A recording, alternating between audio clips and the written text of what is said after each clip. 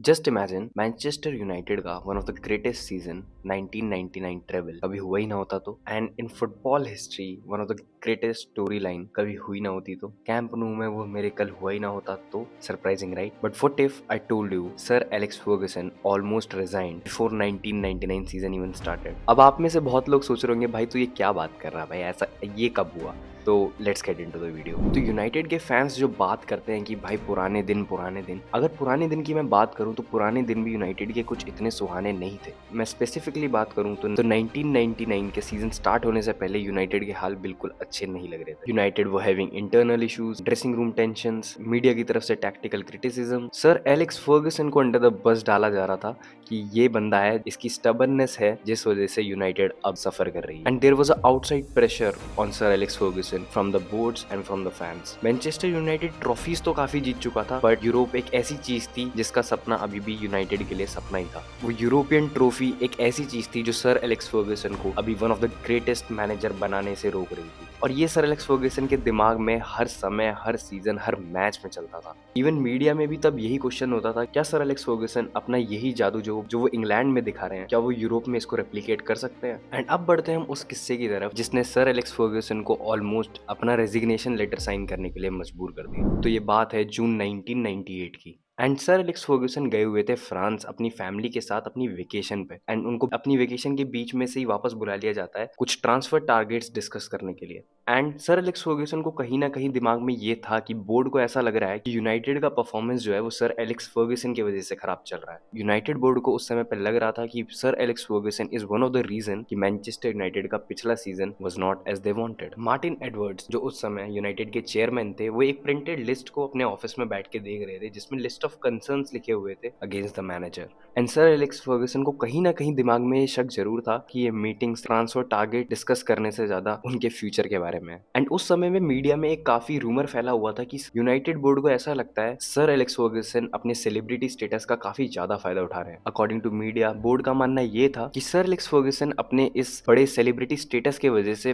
थोड़े से डिस्ट्रैक्टेड हो गए हैं फुटबॉल से, एंड अब फुटबॉल पे उनका इतना ध्यान नहीं है, जिसके वजह से उनका पिछला सीजन खराब गया। एंड सर एलेक्स फर्गसन की जैसी मीटिंग होती है यूनाइटेड के बोर्ड से, ही इंस्टिंक्टली रियलाइज्ड कि there was some deeper motive than just transfer talks. And जैसे United board sir Alex Ferguson के ऊपर थोड़ी सी क्रिटिसिज्म चालू करता है, that was the time sir Alex Ferguson knew it is something else. ये कोई नॉर्मल ट्रांसफर टॉक की मीटिंग नहीं है, ये लोग मेरे को क्रिटिसाइज कर रहे हैं एंड पिछला सीजन ये मेरे ऊपर थोप रहे हैं कि तेरे वजह से ये सब हुआ है। And as we all know कि सर एलेक्स फर्गसन एकदम ही भाई ब्लंट मुंह पे आंसर कर देते हैं उनको जो भी आंसर करना होता है। एंड जो उनके अराउंड मीटिंग चल रही होती है वो सबको रोक के बोलते हैं, so do you want to call it a day? And भाई सबके चेहरे एकदम से हुए कि व्हाट। बोर्ड जरूर सर एलेक्स फर्गसन को क्रिटिसाइज कर रहा था और उनकी गलतियों को थोड़ा पॉइंट आउट कर रहा था कि यहाँ पे आप इंप्रूव कर सकते हैं, बट बोर्ड ये नहीं चाहता था कि सर एलेक्स फर्गसन क्लब को छोड़ के चले जाएं। एडवर्ड्स जो कि चेयरमैन थे, उन्होंने सर एलेक्स फर्गसन को अश्योर किया कि ये मीटिंग ये बताने या साबित करने के लिए नहीं है कि sir Alex Ferguson is not the best man for this job, but it was to make sure that they were getting the best out of the one they had. And Edwards ने ये भी बताया कि पिछले season की वजह से काफी ज्यादा डाउट्स हैं पूरे बोर्ड को सर एलेक्स फर्गसन की डेडिकेशन पर। And one of the major point जिस वजह से बोर्ड को ऐसा लग रहा था कि सर एलेक्स फर्गसन सीरियस नहीं है वाज दैट कि इतने खराब सीजन के बाद भी सर एलेक्स फर्गसन जो है वेकेशन पे चले जाते हैं एंड ब्रायन किड जो कि असिस्टेंट मैनेजर थे वो ट्रेनिंग सेशंस को रन कर रहे थे। बट सर एलेक्स फर्गसन ने बोर्ड को कहा कि पिछले सीजन जो है काफी ज्यादा स्ट्रेसफुल था एंड उनको थोड़ा सा फ्रेश एयर चाहिए थी, थोड़ा सा फुटबॉल से दिमाग को दूर करना था ताकि वो अपने दिमाग को रीसेट कर सके। बट बोर्ड उन्हें कहता है it's not about that, it's about the decisions जो आपने पिछले कुछ सालों में लिए हैं। And then sir Alex Ferguson said, if you don't recognise that I am the best person to जज which players should be bought by the club, well, I may as well leave now. And he said that bluntly, बिल्कुल board के मुंह के सामने बोला Alex Ferguson ने। Sir Alex का दिमाग तो तब घुमा जब एडवर्ड ने सर एलेक्स को कॉल पे बताया कि सर एलेक्स फर्गसन ने जो टारगेट सेट किया था अपना फॉर फॉरवर्ड ड्वाइट यॉर्क, वो उसको साइन नहीं कर पाएंगे क्योंकि असिस्टेंट मैनेजर ब्रायन किड को ऐसा लगता है कि he is not suitable for the club. Sir Alex Ferguson का दिमाग फट गया, he was so angry. Sir Alex Ferguson ने कॉल पे एडवर्ड्स को रिप्लाई किया, Brian Kidd who is the bloody manager. Sir Alex Ferguson was shocked कि Brian Kidd जो उनके असिस्टेंट मैनेजर थे, उनको ऐसा लगता था कि कि वेस्ट हैम के जो फॉरवर्ड थे जॉन हार्टसन वो ज्यादा सूटेबल है यूनाइटेड के लिए rather than Dwight York. And Sir Alex Ferguson replied, "Are you serious?" And उसके कुछ ही समय बाद ब्रायन किड को एक ऑफर आता है एवर्टन से, जो कि ब्रायन किड को ऑलमोस्ट ट्रिपल सैलरी ऑफर कर रहे थे and they were offering Brian Kidd a manager position. तो obviously Brian Kidd left Manchester United for Everton. But United का जो बोर्ड था वो अभी भी सर एलेक्स फर्गसन के कुछ डिसीजन से बिल्कुल सेटिस्फाइड नहीं था। बोर्ड चाहता था कि जैसा वो चाहते हैं सर एलेक्स फर्गसन वैसे ही डिसीजन ले एंड ट्रांसफर मार्केट में वो इस बार अपने प्लेयर्स ना लाके जो बोर्ड सजेस्ट कर रहा है वो प्लेयर्स लाए, जिससे sir Alex Fergusson was not at all happy. फिर इस मीटिंग के कुछ घंटों बाद Edwards receive a call that sir Alex Ferguson wants to see him and sir Alex Ferguson told Edwards that उनके पास अब कोई ऑप्शन नहीं है but to resign. And Edwards sir Alex से कहते हैं, well if that's the way you feel Alex, we'll have to accept it. Yeah, there's no but and if. He told Edwards that I'll resign.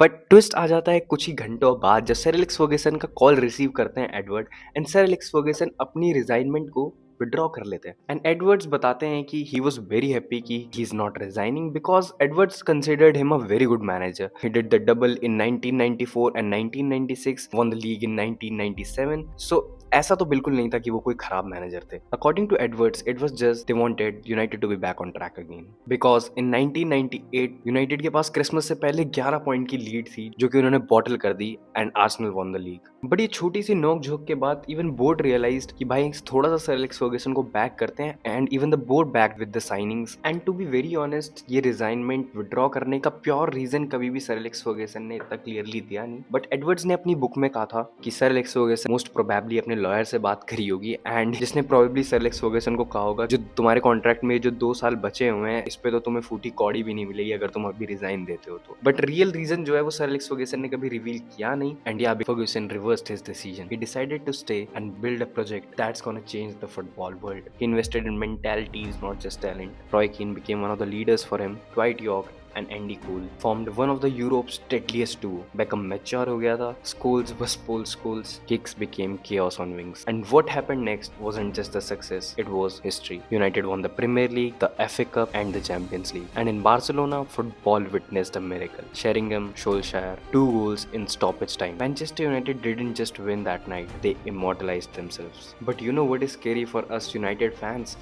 What if sir Alex Ferguson ने वो resignation कभी withdraw ही ना किया होता तो Manchester United कभी treble जीती ही ना होती एंड मैनचेस्टर यूनाइटेड शायद आज इतना बड़ा नाम ना होता। एंड सर एलेक्स फर्गसन में भी मैनचेस्टर यूनाइटेड की हिस्ट्री में सबसे बड़े मैनेजर नहीं कहलाए जाते एंड बहुत ही हिस्टोरिक चीजें जो मैनचेस्टर यूनाइटेड और सर एलेक्स फर्गसन ने एक साथ अचीव करी थी उस सीजन के बाद वो शायद कभी ही ना होती। जस्ट इमेजिन कि सर एलेक्स फर्गसन का उस दिन भाई दिमाग घूम गया होता है एंड ही वाज लाइक नहीं अब मेरे को कंटिन्यू करना ही नहीं, तो may be sir Alex Ferguson ने यूनाइटेड छोड़ दी होती जो कि ना तो यूनाइटेड के लिए अच्छा होता एंड ना ही सर एलेक्स फर्गसन के। एंड भाई गॉड क्या स्क्रिप्ट लिख रहे थे कि जिस सीजन से पहले सर एलेक्स फर्गसन सोच रहे थे रिजाइन करने का जस्ट उसी के बाद वाले सीजन में sir Alex Ferguson conquered England, he conquered Europe and he won the treble. Just imagine sir Alex Ferguson के दिमाग में क्या चल रहा होगा उस सीजन के बाद कि भाई सीजन स्टार्ट होने से पहले I was thinking of resigning and see now. तो गाइस आपको क्या लगता है कि अगर सर एलेक्स फर्गसन ने वो रेजिग्नेशन लेटर विड्रॉ नहीं किया होता तो क्या मैनचेस्टर यूनाइटेड इतना बड़ा क्लब होता जितना आज मैनचेस्टर यूनाइटेड को माना जाता है एंड क्या sir Alex Fergusson footballing world में इतना बड़ा नाम होते? आपके क्या थॉट्स आप मेरे को कमेंट सेक्शन में जरूर बताना। एंड भाई क्या आपके दिमाग में कभी क्या ख्याल आता है कि मैनचेस्टर यूनाइटेड पिछले 12-13 सालों से